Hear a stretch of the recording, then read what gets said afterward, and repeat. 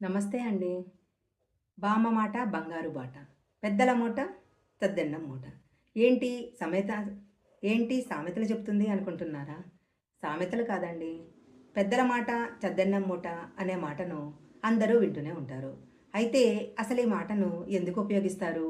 దీని యొక్క అర్థం ఏంటి? అన్న విషయం మాత్రము ఎవ్వరికీ తెలియదు. ఇప్పుడు మనము ఈ విషయం ఏంటో తెలుసుకుందాము. ఒక్కొక్కసారి ఇంటికి చుట్టాలొచ్చినప్పుడు రకరకాల పిండి వంటలు చేస్తూ ఉంటాము.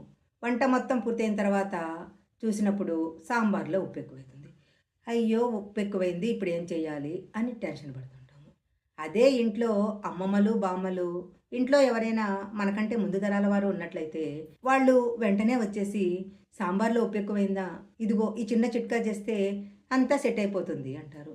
వాళ్ళు చెప్పిన చిన్న చిట్కా ఉపయోగించేసి మనకు సాంబార్ మొత్తం సెట్ అయిపోతుంది. ఒక్కొక్కసారి మనము వీకెండ్ రాంగానే ఎక్కడికైనా టూర్ ప్రోగ్రామ్ యేసుకుంటాము. తెల్లవారు లేచేసరికి జలుబు, గొంతు నొప్పి. ఏం చేయాలి? ప్రోగ్రామ్ అంతా అప్సెట్ అయిపోతుంది. మెడిసిన్ వాడితే లేట్‌గా తగ్గుతుంది. అప్పుడు కూడా సేమ్ రిపీటెడ్. ఇంట్లో ఉన్న పెద్దవాళ్ళొచ్చేసి, ఇదిగో ఇది గనక చేశారంటే మీ జలుబు తొందరగా తగ్గిపోతుంది అని ఒక చిన్న చిట్కా చెప్పేస్తారు. ఆ చిట్కా చేయగానే చిటికలో జలుబు, దగ్గు మాయమైపోతుంది. ఇలా మనకు తెలియకుండా ఉన్న అనేక చిట్కాల ద్వారా మనకి అమ్మమ్మలు, బామ్మలు ఎంతో ఉపయోగపడుతూ ఉంటారు. అందువల్లనే పెద్దల మాట చద్దన్నం మూట, బామ్మ మాట బంగారు బాట అనే సామెతలొచ్చాయి. ఇలా మనకు తెలియకుండా ఎన్నో చిన్న చిన్న చిట్కాలు, అవి ఆరోగ్య చిట్కాలు కావచ్చు, కిచెన్ టిప్స్ కావచ్చు, లేదా ఇంకా ఏవైనా కావచ్చు. ఇలాంటి అన్ని చిట్కాలను కూడా ఒకచోట చేర్చి మీకు అందజేయటానికి మీ ముందుకొచ్చేసాను. ఈ అమ్మమ్మ చిట్కాలు అనే కార్యక్రమంలో మనం ఈరోజు తెలుసుకునే చాలా ఇంట్రెస్టెడ్ విషయం ఏంటో తెలుసా?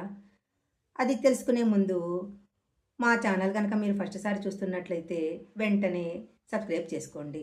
పక్కనే ఉన్న బెల్ ఐకాన్‌ని యాక్టివేషన్ చేసుకుంటే మేము పెట్టే వీడియోలన్నీ గూడా మీకు ముందుగానే నోటిఫికేషన్‌గా వస్తాయి. ఇక లేట్ చేయకుండా మనం ఈరోజు అమ్మమ్మ చిట్కాల్లోకి వెళ్ళిపోదాం. ఎండాకాలం వెళ్ళిపోగానే వర్షాలు స్టార్ట్ అవుతాయి. వర్షాల వలన మనకి ఎంతో ఉపశమనం లభిస్తుంది. ఎట్ ద సేమ్ టైమ్ ఇంట్లో అనారోగ్య సమస్యలు గూడా మొదలవుతాయి.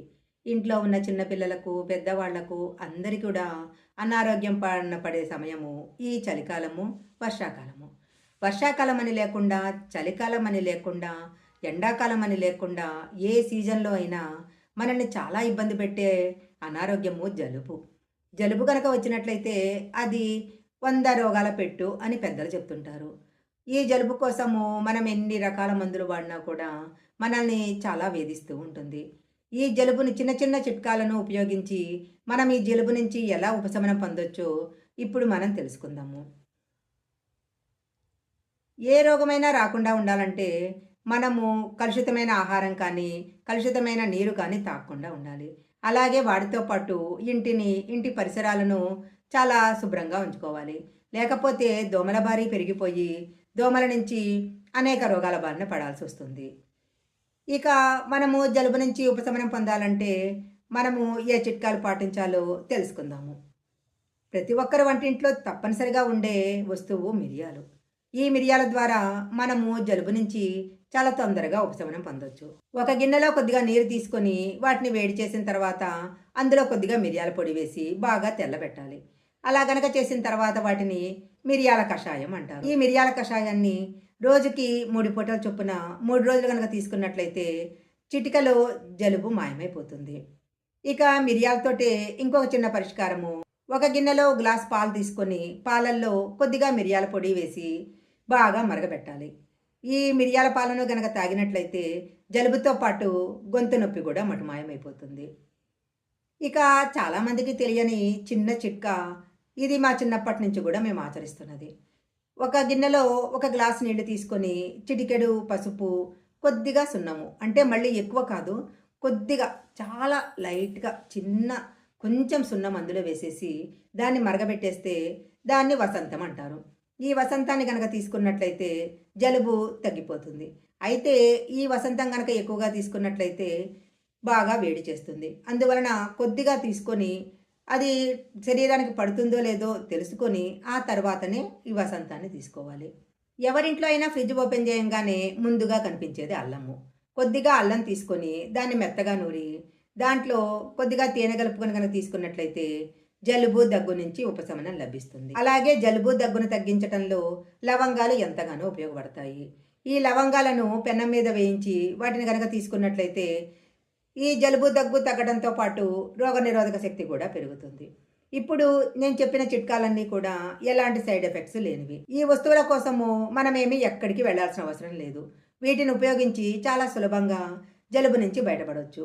అలాగే వీటి నుంచి ఎలాంటి సైడ్ ఎఫెక్ట్స్ ఉండవు. 100% జలుబు తగ్గుతుంది. ఒకవేళ తగ్గకపోయినా దీనివల్ల ఎలాంటి చెడు ఫలితాలు ఉండవు. సో, ఈ చిట్కాలను ఉపయోగించి జలుబు నుంచి చాలా తొందరగా బయటపడవచ్చు. ఈరోజు జలుబుని తగ్గటానికి అమ్మమ్మ చెప్పిన చిట్కాలను తెలుసుకున్నాం కదా! రేపు మరొక మంచి చిట్కాలతో మీ ముందుకొచ్చేస్తాము.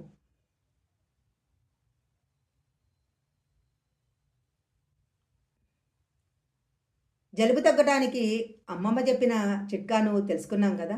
రేపు మరొక మంచి చిట్కాలతో మళ్ళీ మీ ముందుకొచ్చేస్తాను. మీరు గనక ఈ వీడియో నచ్చినట్లయితే లైక్ చేయండి, షేర్ చేయండి. ఇలాంటి మరిన్ని వీడియోల కోసం మా ఛానల్ సబ్స్క్రైబ్ చేసుకోండి.